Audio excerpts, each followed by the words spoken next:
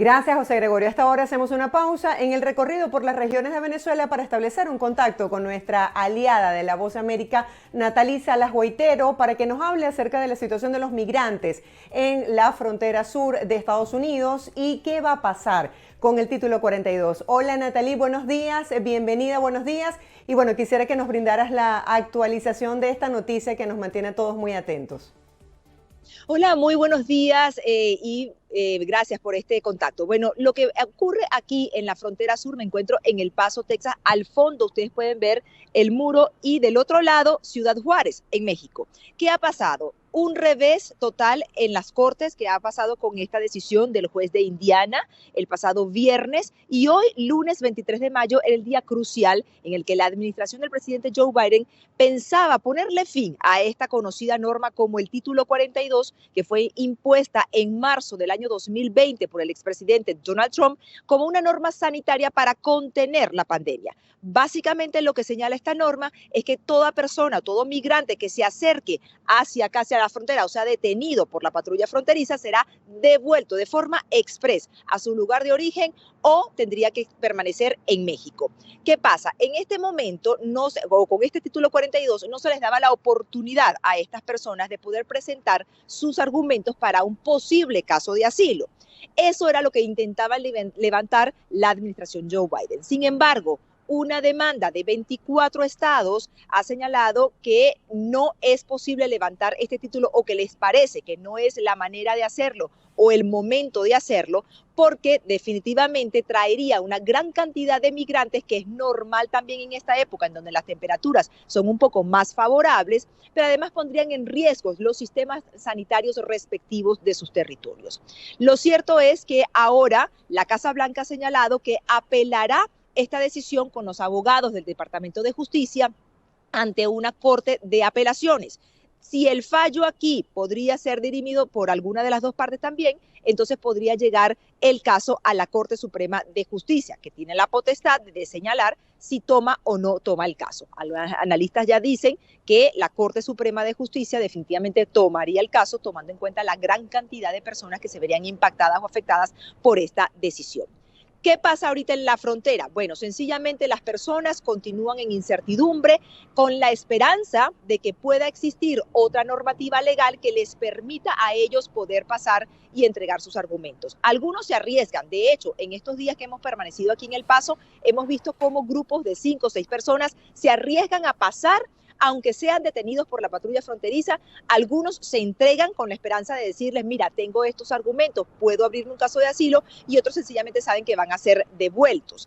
Igualmente, también hay, para la parte de los Centros para el Control y Prevención de Enfermedades, han señalado que el de Estados Unidos estaría listo para levantar esta norma, porque como es una norma con espíritu de ley que tiene que ver con el territorio sanitario, ya la pandemia en Estados Unidos estaría contenida y hay mayor acceso a las vacunas, es lo que señalan los Centros para el Control y Prevención de Enfermedades. Lo cierto es que esto definitivamente que pone una situación bastante particular en la administración Biden, tomando en cuenta también la cercanía de la Cumbre de las Américas y la relación, por supuesto, con el presidente mexicano. Nathalie, quería saber si has tenido la oportunidad de hablar con alguno de esos migrantes. Muchos organismos que defienden los derechos humanos dicen que esta medida va en contra de los derechos de los ciudadanos, y en este momento donde la pandemia ha sido controlada, pues pareciera que no se justifica. Otros señalan que es como trasladar el problema migratorio a México. Quería saber cuál era la opinión de los migrantes y si has tenido la oportunidad de hablar con algunos funcionarios sobre este tema.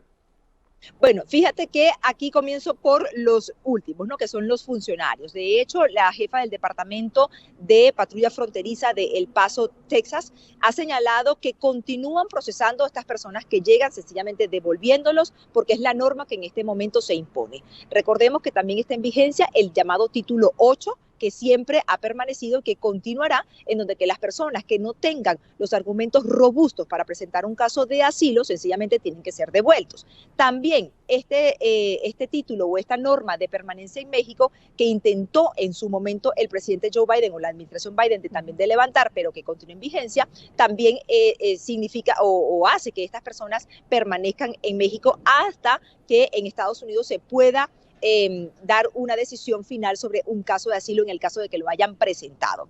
Ahora, por el otro lado, también los migrantes, algunos de ellos consideran evidentemente que es una situación bastante injusta, sobre todo porque muchos de ellos han estado esperando hasta por años en un albergue aquí en Ciudad Juárez o incluso en Tijuana, que son los dos lugares en donde de alguna manera un poco más organizada están estas personas en albergues que han sido dispuestos para ellos. Algunos han decidido también sencillamente hacer la petición pues ante las leyes mexicanas para permanecer en México, se han ido a otras zonas de México de alguna manera liberando un poco la presión que existe en las fronteras. Pero como te decía anteriormente, también ahora que las temperaturas son un poco más favorables, que ya no hay tanto frío, entonces estas personas por ley general ya incluso venían a estas zonas fronterizas a tratar de pasar. Hemos visto, como te comentaba también anteriormente, ayer veíamos grupos de 5 o 6 personas que intentaban pasar, inmediatamente eran tomados por la patrulla fronteriza y posteriormente, bueno, podrían tener ese caso de ser devueltos de inmediato porque continúa en vigencia el título 42,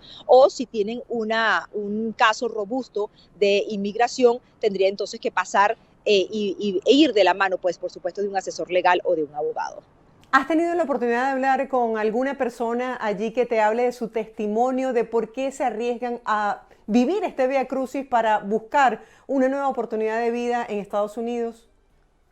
Las historias son variadas. Fíjate que básicamente muchos de ellos lo que dicen es que no tienen oportunidades de vida, de tener una estabilidad económica, laboral. Algunas de ellas también son razones de seguridad, por ejemplo, en Centroamérica. Incluso también hay muchas personas de Haití que han intentado cruzar. Hace ya casi más de un año que Kamala Harris, la vicepresidenta Kamala Harris, estuvo dando su periplo por algunos Centroamérica, precisamente para tratar de conseguir algún tipo de convenios y poder establecer alianzas entre Estados Unidos y estos países para mejorar las condiciones de estas personas en su propio terreno, o incluso también tratar de abrir algún tipo de convenio migratorio para que estas personas no se arriesgaran a tratar de pasar jornadas de días pues para poder llegar aquí a Estados Unidos caminando, sino que al mismo tiempo puedan presentar sus casos directamente en sus países. Por otro lado, Alejandro Mayorkas, quien es secretario de Seguridad Nacional, también ha señalado que las fronteras no están abiertas, que era justamente una de las razones por las cuales algunos líderes, sobre todo republicanos de ciertos estados fronterizos, señalaban que no estaban de acuerdo con el levantamiento del título 42, precisamente porque eso podría dar un mensaje de que las fronteras están abiertas. Hay algo importante también y que presentamos en una serie que realizó nuestra compañera, nuestra colega Celia Mendoza aquí en la frontera, en donde algunos de ellos señalaban que los llamados coyotes o polleros les decían que sí podían pasar. Y muchas de esas personas se confiaban y definitivamente se arriesgaban a venir para acá. Pero definitivamente en estos más de 3.000 kilómetros de frontera entre Estados Unidos y México, definitivamente que son muchas las áreas que pudieran ser porosas, pero que la patrulla fronteriza está monitoreando de forma bastante cercana. Hemos visto cómo pasan todo el tiempo para evitar que cualquier persona pueda intentar entrar aquí al territorio de Estados Unidos. Gracias, Natalie, por este completo reporte. Estaremos muy atentos a las nuevas noticias que se generen en torno a esta medida del gobierno estadounidense